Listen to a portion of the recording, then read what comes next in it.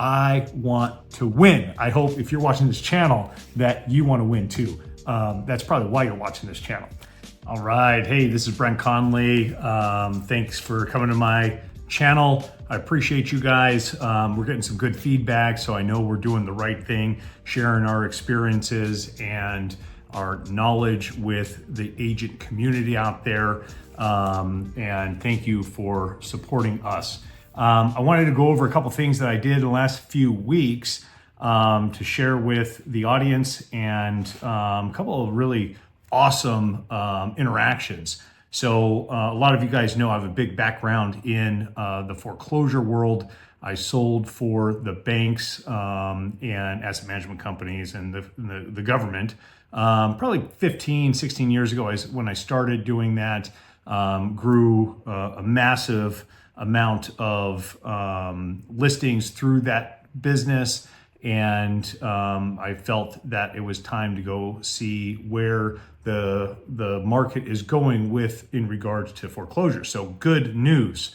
There are not that many scheduled right now.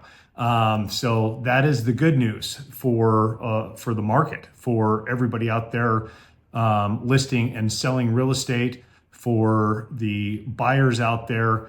If they have fear in the marketplace about buying at the top of the market, as of right now today, at the end of 2024, it's in October right now, the market is solid. We may have a small uptick sometime next year, but nothing really alarming. There's a lot of movement in that world, and it was a great couple days to visit a lot of my friends in the business that gave me some really good insight.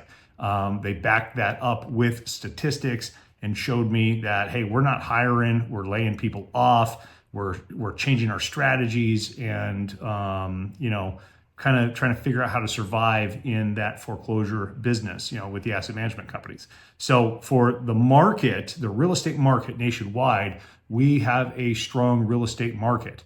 And so I was pleasantly surprised. So then I came back to work and started leading my agents and making sure that they're on point.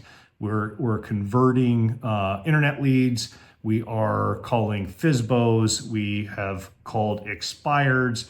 We're working through our database, and I want to share with you some of the best practices and some of the things that I did for about a day and a half with some friends of mine up in the Detroit area. I went ahead and joined a live prospecting school with some friends, and we hit the phones for a day and a half. And I have not hit the phones that hard in a day and a half in quite some time. And it was East Coast time, so I didn't even start till, I guess it was probably 10:30 East Coast time versus Arizona or California time. So the results, let me share with those for you, is made 100 phone calls. I'm going to zoom in here, and that's how I was tracking my calls through the database. So I was calling California FSBOs, I was calling Arizona FSBOs, calling internet leads, I was calling people that have raised their hand on our website, and some of the people were doing a little bit of follow-up for people that raised their hands quite some time ago.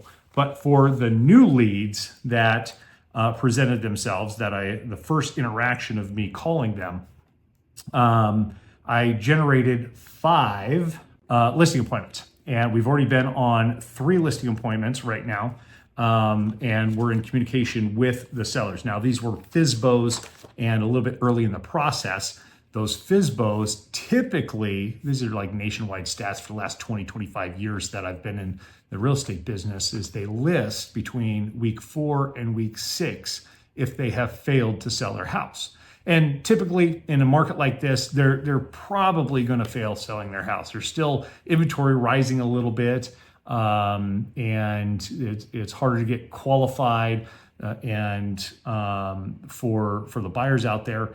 And, the real estate business is difficult for an average seller that does not know the skill set that everybody on this channel is gaining. And so with that, we've got another couple next week, and we're really looking forward to seeing the results off of that. Now, we are doing the follow-up on those 3 listings that we went to look at the house and talk to the sellers. The feedback that we're getting, one of them is about $150,000 overpriced. They have not come into reality yet, that their house really needs some remodeling, probably about $50,000, $60,000 on the low side, and $150,000 on the high side in order to get the $1.8 million, maybe 1.85 that they're wanting to get. Now, if the rates went down, 1%, no problem. We could probably, if we were doing 4.5% interest rates, and we could probably justify and make the adjustments based off of that, the affordability factor of that. And remember, when buyers are looking at homes, they're creating value in their mind based on the comparables that they're seeing out there in the marketplace. So just because it makes sense for dollar per square foot does not really compute in a buyer's eyes. They're looking for value. They're looking at, hey, is this property fixed up? Is it move-in ready? Am I going to enjoy living here? Most of them are not trying to buy an investment property that's going to give them an initial rate of return. So we have to take that in consideration. How do we really guide our sellers to see what a buyer's looking at and see if that's going to align with them in order to get those listings? And a lot of times when we're going on FSBOs, it's just not the right time yet, because they still have a lot of hope that they're going to sell the house themselves to save the commission and to get a high dollar for their property.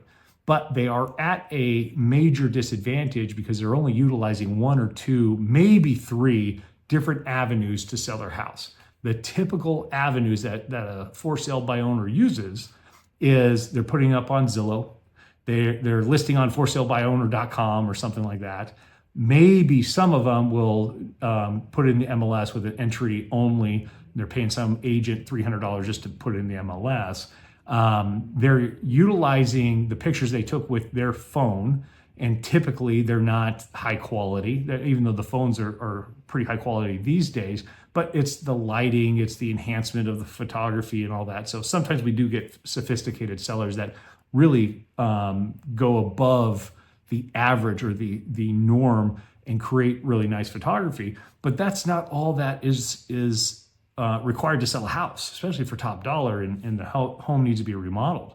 So, and then they put a sign in the yard, they tell their neighbors, right? So it's minimal things that an average for sale by owner seller does, and it's nowhere close to what we as professionals do to market and successfully sell homes. So, all right, so that was one example. The second example, we're still in communication with them. Again, reality hasn't set in. He's priced pretty well, but it's just the marketing exposure. It's packaging that house in order to sell it and putting the right marketing behind it, in which I think we will end up listing that property. The third one, after meeting with them, I don't know if they're actually going to sell. If they're going to sell and get rid of their interest rate, because I think it was close to 4%, a little under 4%, and go into a 5.875 to 6% interest rate, the math doesn't really work for their family. So we'll have to see how that works. And then on Monday, we've got a listing presentation on the west side of Phoenix, and they've been on my website for quite some time. And then another one in Mesa later on that week. So exciting things in the works for those calls. Remember, I made 100 phone calls in probably, if I added up the hours that I actually made the phone calls, it was about 7 hours. So 100 phone calls, 7, not everybody answered the phone. Out of the people that did answer the phone, there was about 24 of the people that answered the phone. And then I set, 5, potentially 6 appointments because I've already been in contact with one more person that called me back.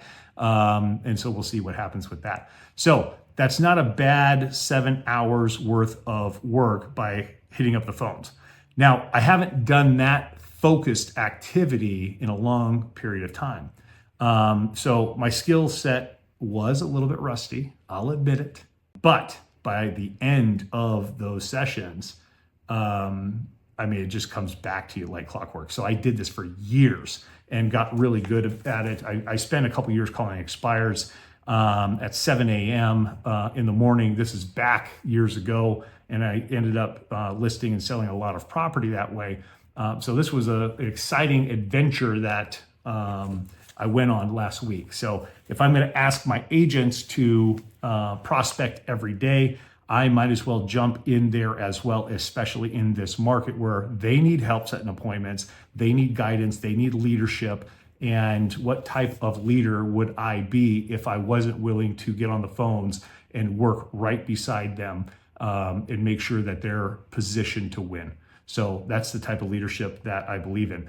All right, so I wrote down some skill building practices while you are out there prospecting. So, and I got this list. I'm gonna add a bunch of things in from my thought process, and I was talking with another top agent in North America that has come up with some of these as well. So enjoy this list. Get a pen and paper and write this down if you're still watching this. All right. So you need to close throughout the presentation at least 3 or 4, and I want to say 4 times, or one more time than you're comfortable with.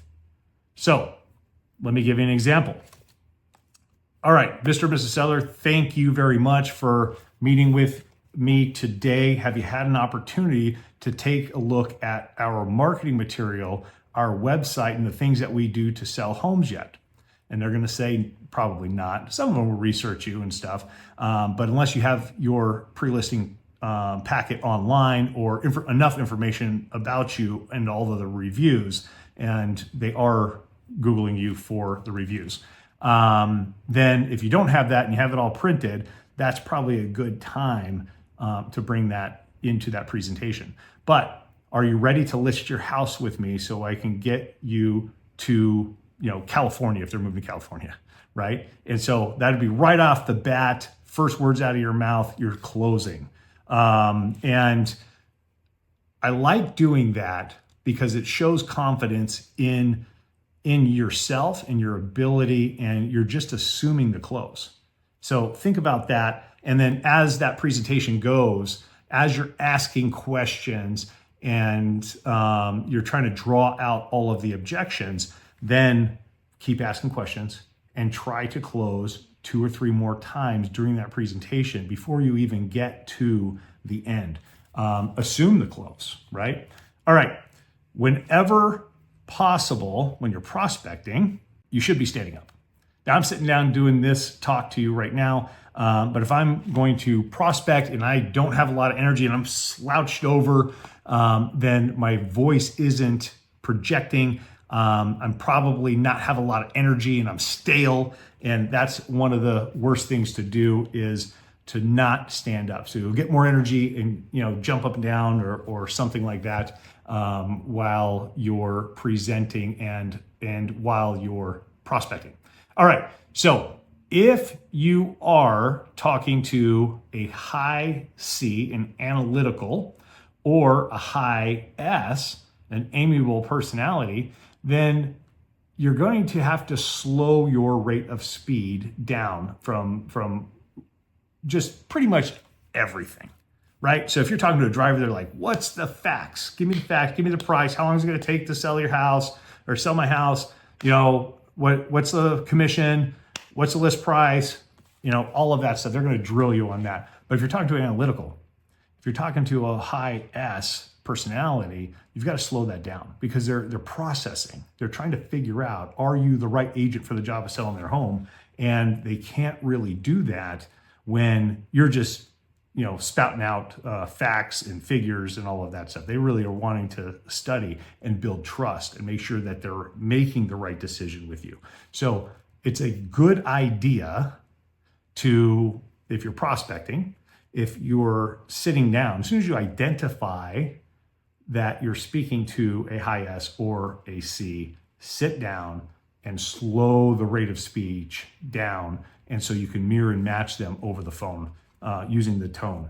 So think about that. All right, so next I wrote down, after the appointment is set, make a note of it, keep going, because when you're on a roll setting appointments, you don't want anything to slow you down. You're in the magic zone.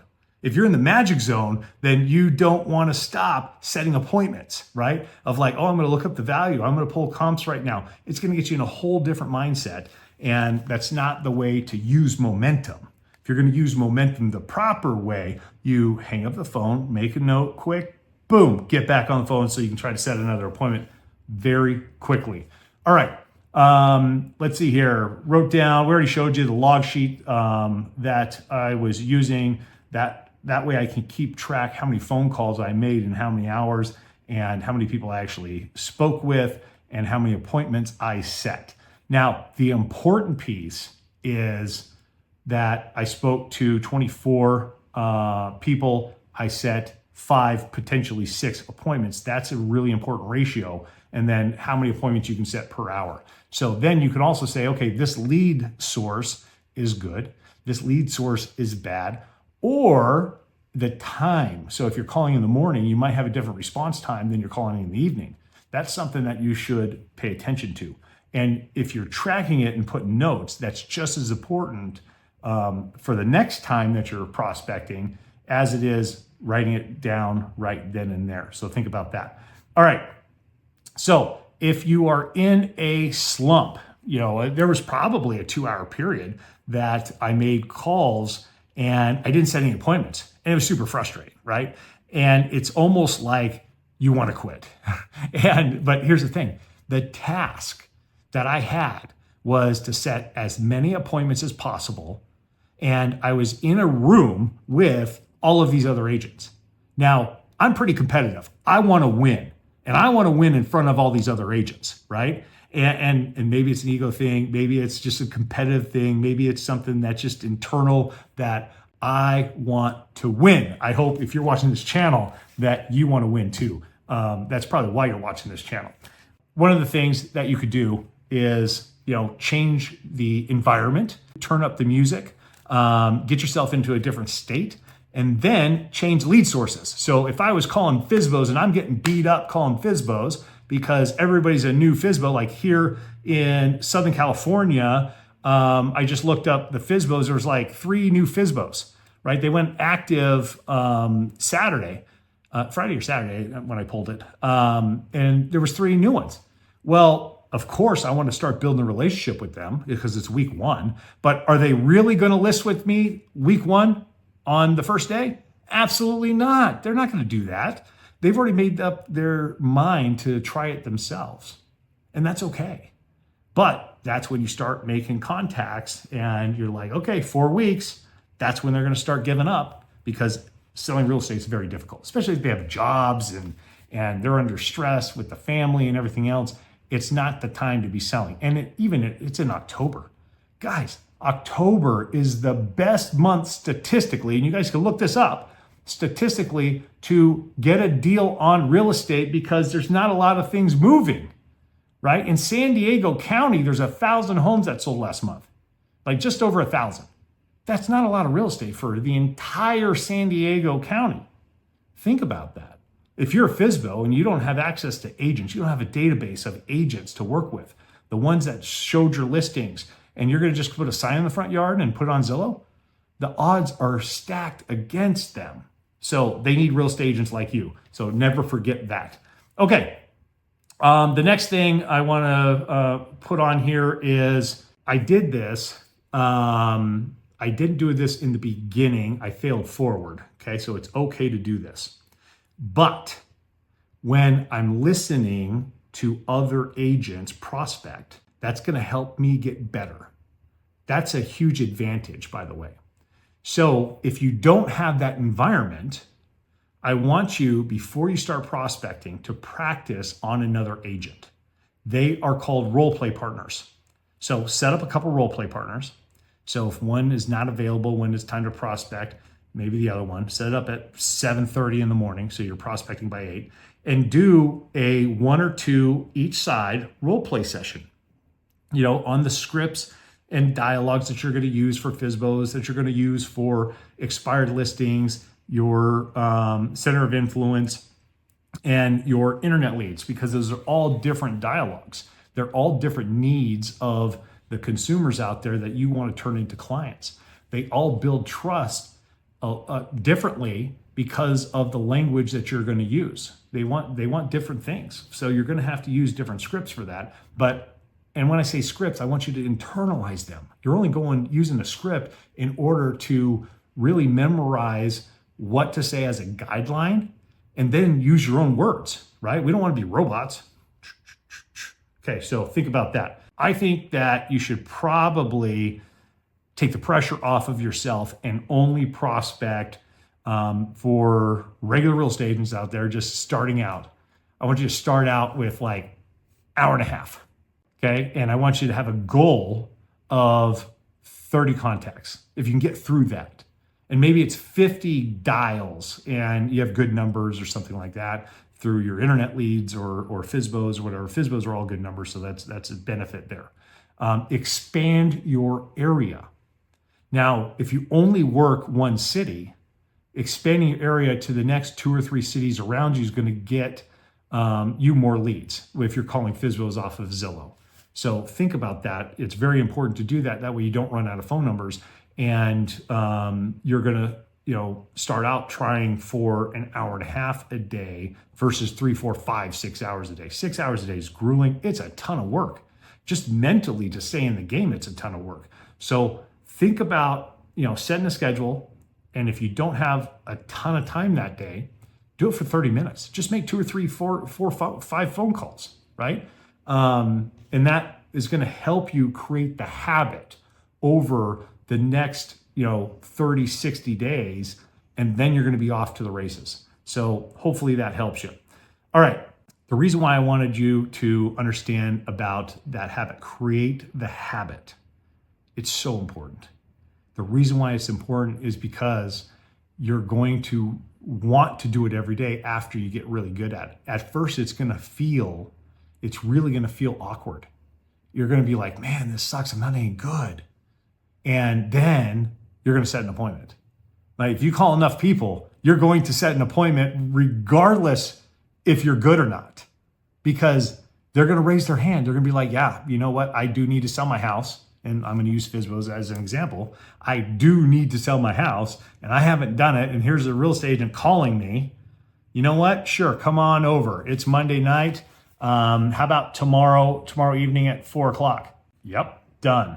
Okay. So think about that. You call enough people, they're going to accept you calling them eventually. And they're going to need your services probably on week 4 through week 6. Now, depending on how all these interest rates pan out by the end of the year, if they drop even more, which potentially they will, then they're definitely going to need you, because the buyers are going to be out there. They're not looking on Zillow for FSBOs. They're just not. So think about that. If you're going to continue making phone calls on a daily basis and you're creating your habit, I want to throw this out there as, as you're learning the scripts and internalizing the scripts for yourself. The things that come out of real estate agents' mouths is always an intriguing thing for me to really see. There's a lot of negativity out there. And with the negativity that's out there, sometimes that gets into our brain, right? And if it gets into our brain, it's going to come out of our mouth, and it's going to come out of our mouth at the wrong time. What I don't want you to do is do that on an appointment or on a prospecting call. And a lot of times we get into an argument or a challenge based on a seller thinking that their house is worth more than it truly is. And so how that would come about is the seller, tell me about your house and how much are you asking for? And let's just say they're wanting $2 million for their property. And from the pictures, it could go either way. It could be a okay deal at 2 million, maybe 1.950 or something. Or if it's like the one that we went on the other day, it needs 100 grand worth of remodel work done on the property in order to make it more valuable, then I'm not going to come out and say that right in the beginning, because that's just going to shut down the entire conversation. I don't want to shut down the conversation. I want to go see the house. I want to ask more questions to get a full spectrum of what they're trying to accomplish, how they see their property, what are they proud of their property about? Like if they built the house, they're going to be extremely proud of the property. If it was a house that their family owned for years and years, and someone unfortunately passed away, they're going to have an emotional connection to the house. Maybe they raised their kids in that house. They're going to have an emotional connection to that house. So a lot of times the justification for price is unseen and unspoken, and you can't just come out and say you're overpriced, right? Even though they're overpriced a lot of times. That's why their house isn't selling. They're under marketing their property. So I would always sit back and say, can you tell me more about how you came up with your price? That's one of the questions I would ask. Another question would be, what are you proud of about your house? What is your favorite thing about your house? And let them tell you. Because they're going to tell you 1 or 2, 3 things that potentially could be fantastic for the value. I got off the phone the other day, and I'm going to use this FSBO again, this example. They had their house on Zillow, and they did not have the correct square foot, the correct square footage listed on the website.